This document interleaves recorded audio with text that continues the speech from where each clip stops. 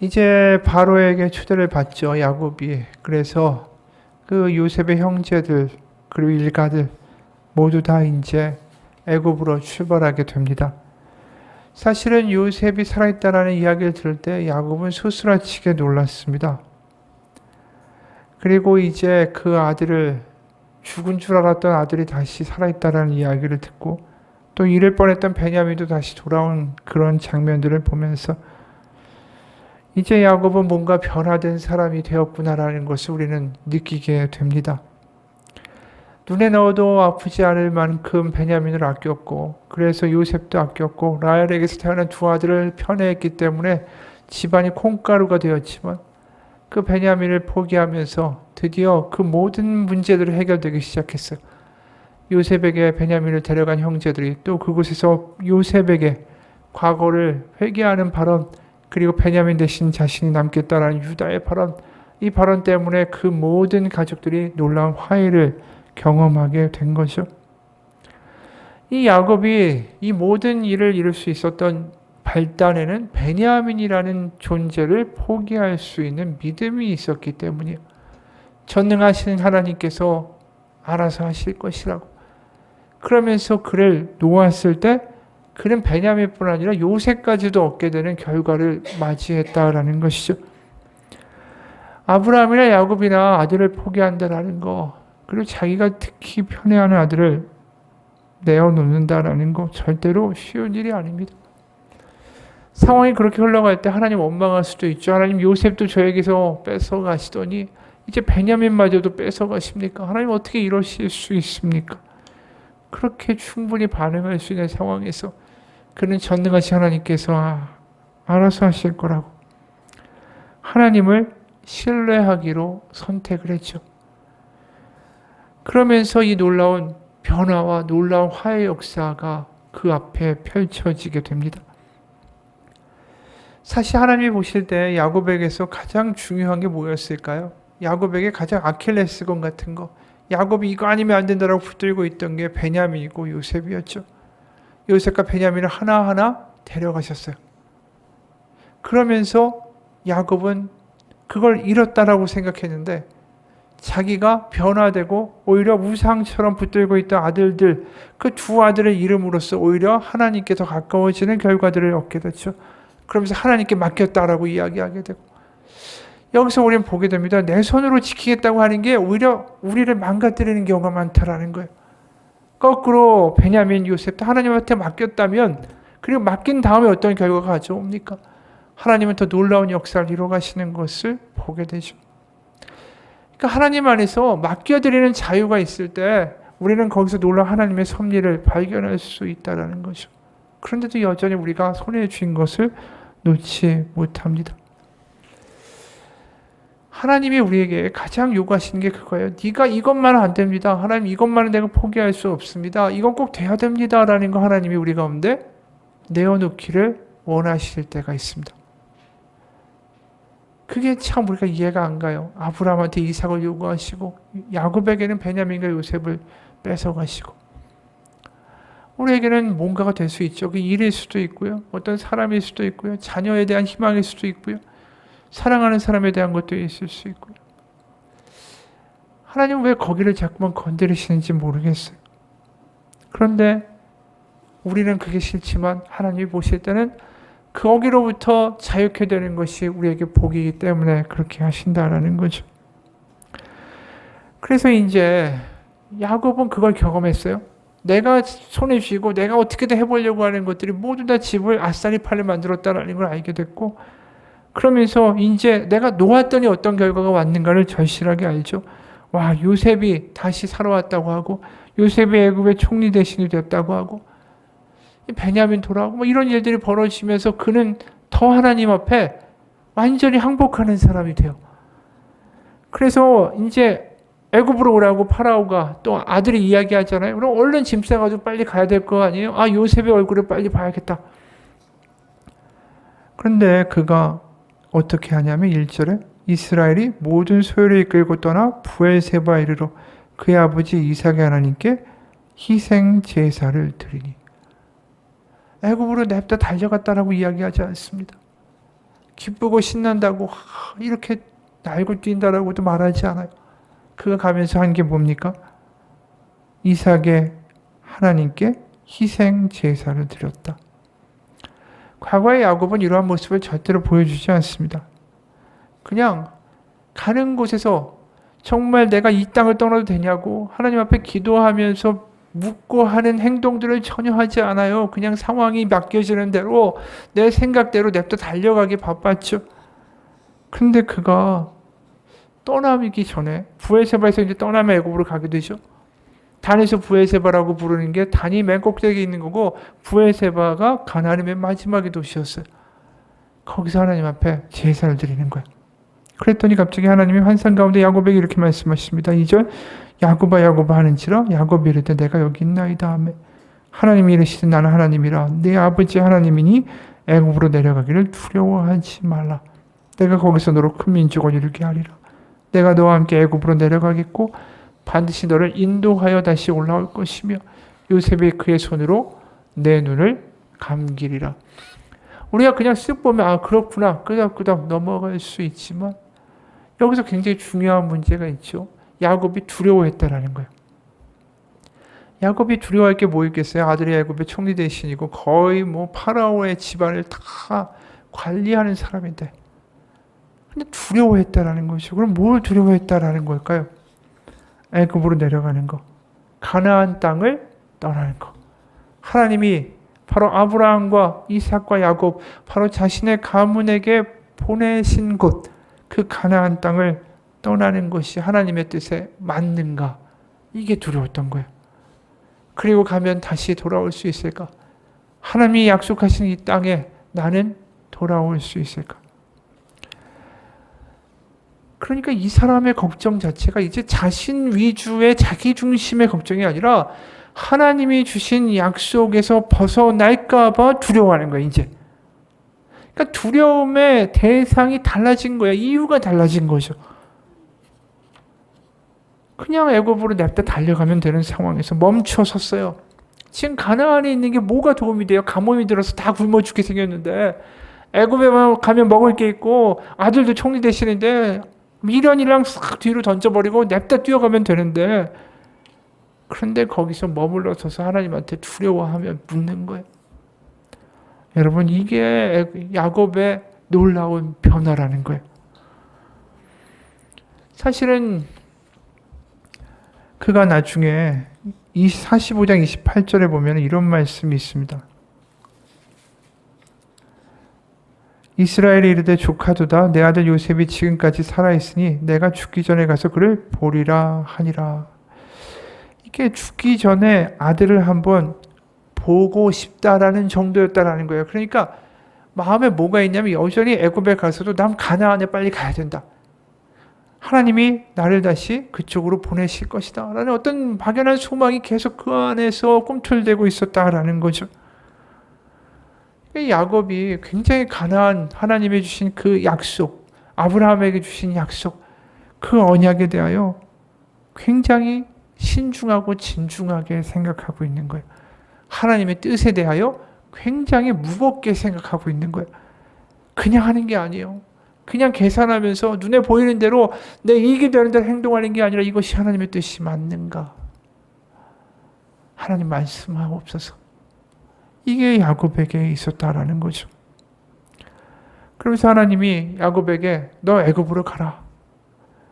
그러면서 3절에 내가 거기서 너로 큰 민족을 이루게 하리라. 이게 뭐죠? 창세기 12장에서 아브라함에게 주셨던 약속이에요. 그 약속이 네가 애굽으로 가도 유효할 거라는 거예요, 지금. 그래서 4절에 내가 너와 함께 애굽으로 내려가겠고 반드시 너를 인도하여 다시 올라올 것이며 요셉이 그의 손으로 내 눈을 감기리라. 분명히 가나안으로 돌아와서 큰 민족을 이루게 될 것이다라는 하나님의 그 약속, 아브라함에게 주신 약속. 그 약속이 다시 한번 야곱에게 확언이 되죠. 사실 이러한 모습은 아브라함에게도 없었어요. 아브라함도 가뭄을 만났을 때 어떻게 했는지 아십니까? 창세기 12장 10절에 보면 그 땅에 기근이 들었으므로 가나안이요 아브라함의 애굽에 거류하려고 그리로 내려갔으니 이는 그 땅에 기근이 심하였음이라. 아무 이유가 없어. 그냥 기근이 심했으니까 가나안 냅다 놔두고 애굽으로 갔더라. 아브라함도 이렇게 말하는데 지금 똑같은 상황에서 야곱은 전혀 다른 모습을 보여주는 거죠. 그러면서 26, 27절에 보면 야곱이 함께 애굽에 들어간 자는 야곱의 며느리들 외에 66명이니 이는 다 야곱의 몸에서 태어난 자이며 애굽에서 요셉이 낳은 아들은 2명이니 야곱의 집사람으로 애굽에 이른 자가 모두 70명이었더라. 이제 아브라함에게서 시작했고 이삭 외아들로부터 시작했는데 이제 70명이나 되는 그러한 인원이 될 정도로 이제 가족이 커졌어요. 그러면서 이제 이 야곱이 그 일가를 이루어서 가게 되죠. 그리고 우리가 아는 것처럼 나중에 400년이 지나서 가나안으로 돌아오게 됩니다. 출애굽이 일어나는 거죠. 애굽에서 노예로 있다가 그 아브라함에게 이미 예고하신 대로 창세기 15장 13절에서 여호와께서 아브라함에게 이르시되 너는 반드시 하라. 네 자손이 이방에서 객이 되어 그들을 섬기겠고 그들은 400년 동안 네 자손을 괴롭히리니. 그러면서 이제 돌아오게 되죠. 그런데 여기에 70명이라는 숫자 자체가 사실 굉장히 의미심장해요. 그냥 나온 게 아닙니다. 야곱의 일가가 70명인데 이 70이라는 숫자가 다른 데 또 나옵니다. 어디 나오냐면 창세기 10장에 보면 노아의 홍수가 터진 이후에 이제 모든 것들이 다 멸망하게 되죠. 그리고 노아의 자식들로 말미암아서 이제 민족들이 생겨나기 시작해요. 거기 이름들이 쫙 나오는데 거기에 민족의 명단이 70민족입니다. 그러니까 노아의 아들 셈, 함, 야베스에서 나오는 그 자식들과 그 반계가 딱 70이에요. 그러니까 70이라는 숫자가 뭘 의미할까요? 노아의 홍수 이후에 새롭게 하나님이 새 시작을 알리시는 시작의 숫자가 70이었어요. 그런데 이게 잘 됐을까요? 아니죠. 우리가 아는 것처럼 바벨탑의 사건이 터지죠. 이들이 교만하여져서 흩어지지 않겠다. 우리도 하나님처럼 높은 사람이 되겠다. 이런 선악과의 그 죄악의 전철을 그대로 밟습니다. 그러면서 결국 하나님이 다시 시작하신 게 아브라함을 부르신 거죠. 그래서 아브라함에게 네가 고향 친척 본토 아비의 집을 떠나서 내가 너에게 보여줄 땅으로 가라고. 내가 큰 민족을 이루게 해주겠다. 이 큰 민족이 아브라함만 의미하는 게 아니에요.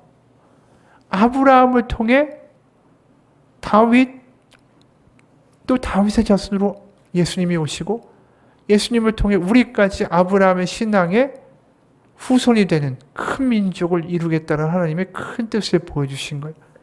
그러니까 큰 민족을 이룬다는 게 결국 뭘 의미하겠어요? 그냥 아브라함에게서 혈육적으로 태어난 사람이 아니라 아브라함을 통해 믿음의 장자들, 믿음의 자손들이 이제 가득하게 될 거라고. 내가 그 노아의 방주 이후에 70으로 했던 그 숫자가 새로운 인류를 이 땅 가운데 다시 아담과 하와가 실패했던 그 모든 것들을 회복시키는 그 일을 그 노아를 통해 다시 이루고자 했지만 안 된 것을 하나님이 아브라함을 통하여 이제 이 땅 가운데 이루시겠다. 그래서 그 이루어 가시는 장면을 의미하는 게 야곱의 70인의 가족이었다라는 거예요. 그래서 70이라는 것 자체가 결국 열방을 나타내는 거고 모든 민족을 나타내는 거고 아브라함이라는 게 뭐예요? 열방의 열국의 아버지라는 뜻 아닙니까?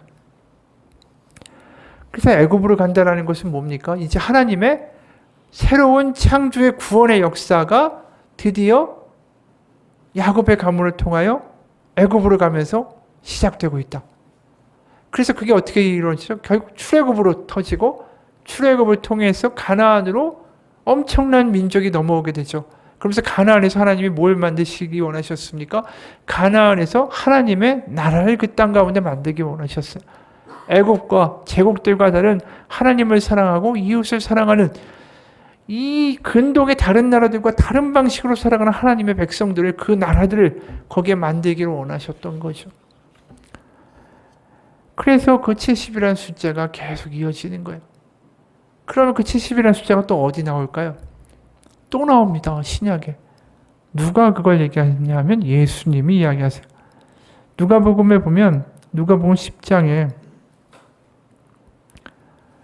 1절 보면 2절 보면 이런 말씀이 나옵니다. 그 후에 주께서 따로 70인을 세우사 친히 가시려는 각 동네와 각 지역으로 둘씩 앞서 보내시며 이르시되 추수할 것은 많되 일꾼은 적으니 그러므로 추수하는 주인에게 청하여 추수할 일꾼들을 보내주소서 하라.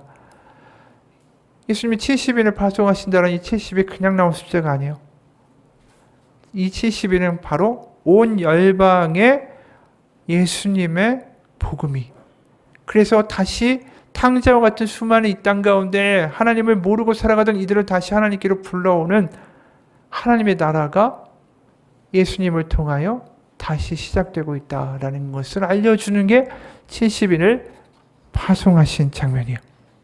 그러니까 이 이야기가 좀 어렵지만 결국 무슨 이야기를 하고 있는 거냐면 창세기부터 시작하신 하나님이 노아 방주부터 시작해서 아브라함 통해서 야곱 통해서 그래서 예수님까지 끊임없이 쉬지 않고 그분의 백성을 다시 회복시키고자 하시는 열심이 있으셨다라는 거죠. 그러니까 야곱이 70인의 가족을 데리고 애굽으로 내려갈 때 이게 이렇게까지 큰 일로 하나님의 계획 가운데 이루어지고 있다는 것은 야곱은 알지 못한다라는 거예요. 하지만 하나님은 이미 커다란 그림 가운데 그분의 계획과 일들을 다 하나같이 완벽하게 이루어가고 계셨다라는 거죠. 그 계획 가운데 쓰임 받을 때 야곱이 다듬어지고 있는 거예요. 자신의 욕심으로 베냐민하고 요셉을 어떻게든 아끼려고 하던 그 모습이 하나님이 온 열방에 복이 되기 위한 그 아브라함의 가문을 만들어가는데 걸림돌이 된 거죠. 결국은 이제 베냐민과 요셉을 보내면서 결국 아브라함은 하나님의 큰 계획 가운데 일부가 되어 그 일을 이루어가기 시작한다라는 거예요. 그렇기 때문에 이 야곱이 가나안 땅으로 돌아와야 된다. 이 가나안에 대한 이야기를 하는 것 자체가 이 굉장히 이제 야곱이 하나님의 올바른 사람이 되었다라는 것을 보여주는 증거입니다. 하나님의 뜻이 이루어질 거라고. 물론 커다란 신약의 예수님까지의 계획을 이 야곱이 알 수는 없어요. 하지만 분명히 하나님이 이 자녀들을 통하여 큰 민족을 이루고 하나님의 큰 일을 반드시 뭔가에 성취시키실 것이다라는 믿음이 가나안이라는 땅 가운데 아브라함과 야곱은 분명히 기대가 있고 믿음이 있는 거죠. 그래서 47장에 보면 자기가 돌아갈 줄 알았는데 돌아가지 못하잖아요. 그러니까 47장 29절 30절에 이런 말이 나옵니다. 이스라엘이 죽을 날이 가까우매 그의 아들 요셉을 불러 그에게 이르되 이제 내가 너에게 은혜를 입었거든 청하거니 너의 손을 내 허벅지 아래에 넣고 인애와 성실함으로 내게 행하여 애굽의 날을 장사하지 아니하도록 하라. 내가 조상들과 함께 눕거든 너는 나를 애굽에서 메어다가 조상의 묘지에 장사하라. 요셉이 이르되 내가 아버지의 말씀대로 행하리이다. 결국은 살아서 애굽을 벗어나서 가나안으로 가지는 못합니다. 하지만 이 야곱은 자기가 죽으면서도 자신의 유해가 가나안으로 가길 원해요. 뭘 원하는 것입니까? 하나님의 뜻이 큰 관점에서 큰 계획이 하나님 뜻 가운데 이루어지기를 바라는 거예요. 우리가 주기도문에서 항상 기도하잖아요. 하나님의 뜻이 이 땅에서도 이루어지게 해달라고. 바로 이러한 기도를 할 수 있고 이런 마지막에 유언할 수 있는 야곱이 됐다라는 거죠. 여러분, 우리도 마찬가지예요. 우리가 살아가는 인생에서 우리가 눈앞에 보이는 것은 일일비하지 아니하고 뭔가 하나님의 큰 계획과 하나님의 큰 경륜과 하나님의 나라를 바라보면서 살아가는 데 있어서 하나님 우리를 빚어가세요. 그리고 하나님의 나라가 보여지려면 하나님의 큰 뜻이 보여지려면 하나님이 내가 생각하는 것보다 큰 일을 이루실 것이라는 확신이 들려면 내가 고집하고 붙들고 있는 것들을 하나님이 때로는 건드리시고 흔드신다는 거죠. 여러분, 그게 믿음의 때로는 고난처럼 다가와요. 그게 야곱이 고난을 겪었던 이유예요. 놓지 못했던 아들들을 놓기까지가 그 사람에게 가장 큰 고난을 겪게 되는 과정이라는 거죠. 그러면서 그는 알아요. 이제 뭐라고 아냐면 나의 나됨은 내가 이렇게 변화된 건 내 의지가 아니라 하나님께서 만드신 거라고. 그래서 그걸 어떻게 얘기하냐면 48장에 보면 15, 16절에 이렇게 얘기합니다. 노년에 그가 요셉을 위하여 축복하여 이르되 내 조부 아브라함과 아버지 이삭이 섬기던 하나님, 나의 출생으로부터 지금까지 나를 기르신 하나님, 나를 모든 환난에서 건지신 여호와의 사자께서 이 아이들에게 복을 주시오며 이들로 내 이름과 내 조상 아브라함과 이삭의 이름으로 칭하게 하시오며 이들이 세상에서 번식되게 하시기를 원하나이다.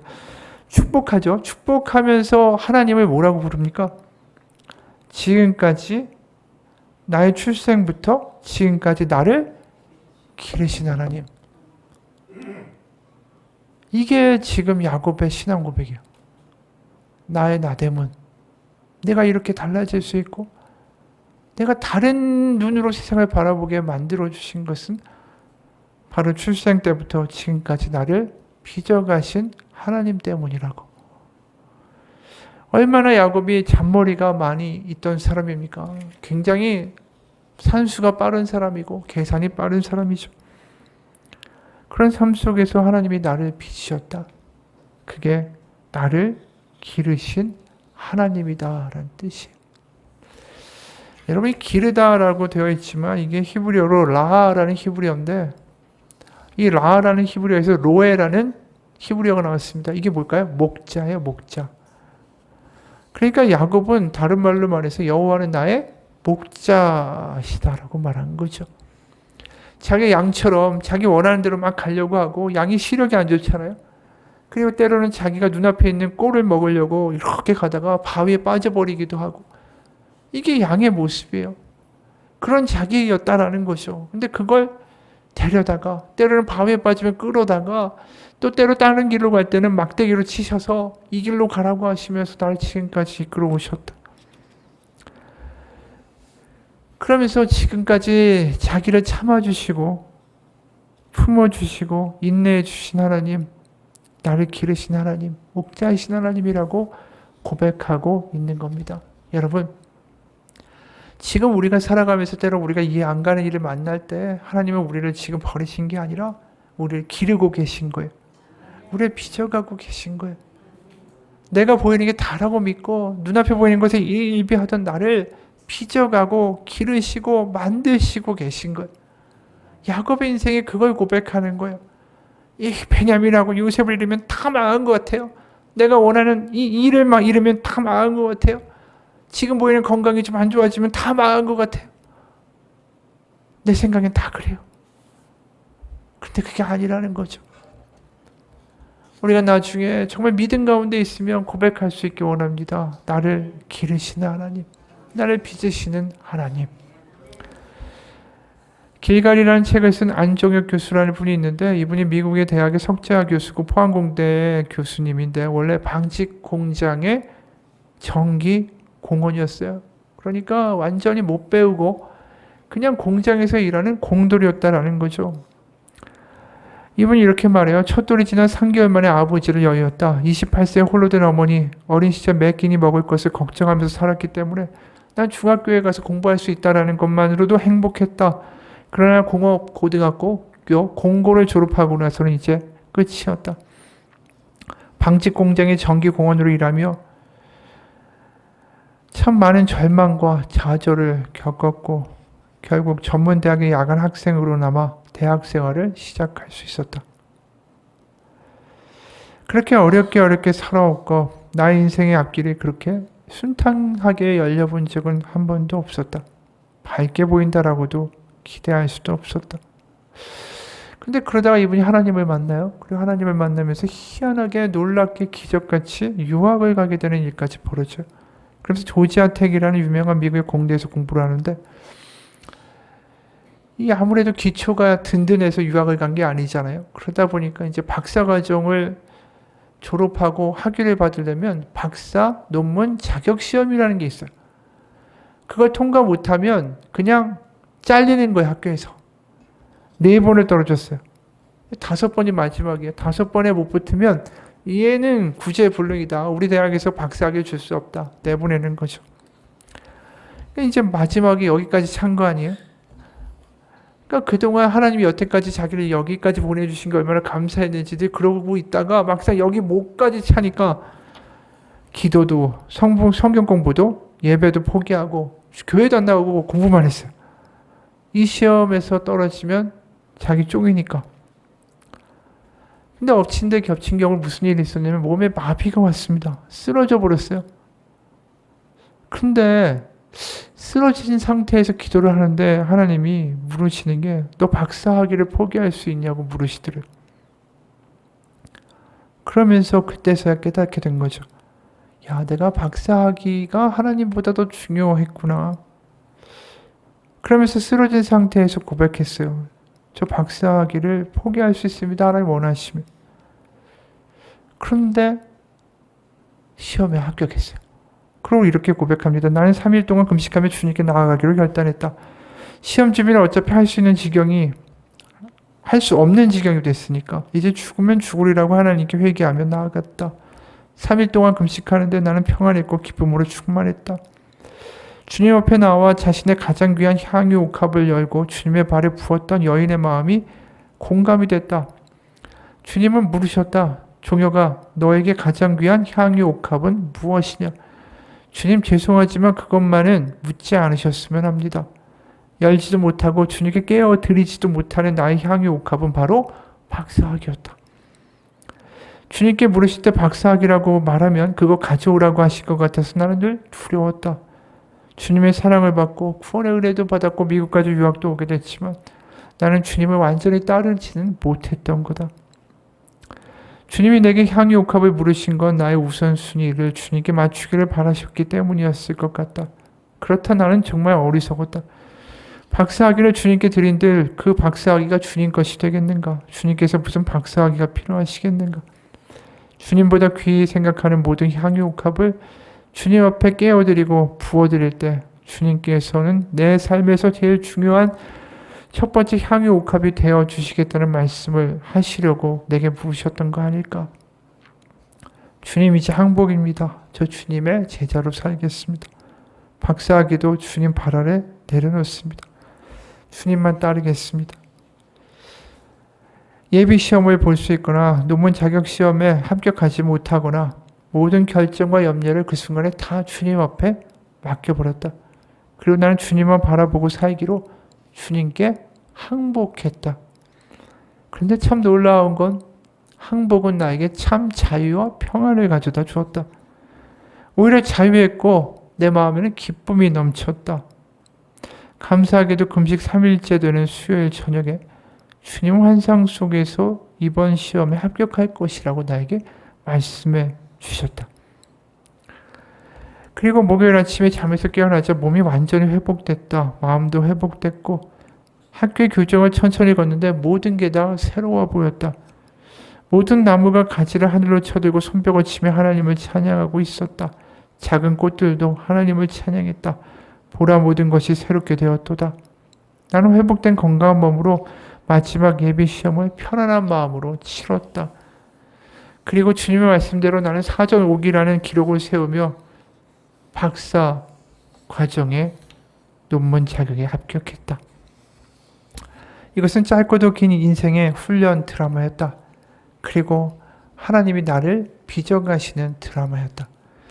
여러분 이분이 향유옥합이라고 안 내놓으려고 했던 거 그게 박사학이고 야곱에게 뭐겠어요?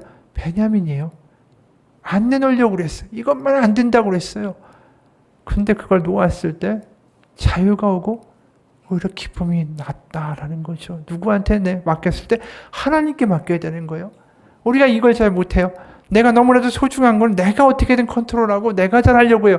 소중하고 중요한 것일수록 하나님께 맡겨야죠. 그것이 자유고 그것이 믿음이라는 거예요. 하나님이 그걸 가져다가 다 씹어 드시고 다 망가뜨리시겠어요? 안 그러실 거 아니에요. 우리가 하나님한테 맡겼으면 더 기도하면 되죠. 하나님의 것이라고. 그럼 하나님이 알아서 하시겠죠. 우리가 믿음을 써야 자유로울 수 있는 거고 믿음을 써야 기쁨이 있고 평안이 있는 거 아니에요?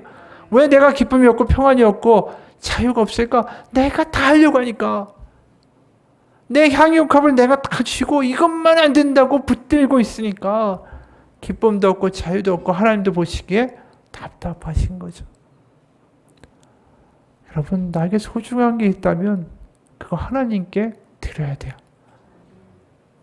하나님은 그것을 받아서 하나님의 가장 놀라운 계획 가운데 하나님의 뜻으로 선을 이루어 가실 것입니다.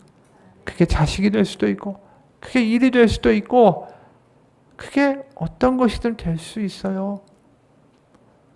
여러분 이 안정혁이라는 분이 야곱과 같은 경험을 한 거예요. 자신이 어떻게든 불우한 인생을 헤쳐보려고 얼마나 애썼겠어요. 그리고 이제 좀 감을 잃었다, 야곱이.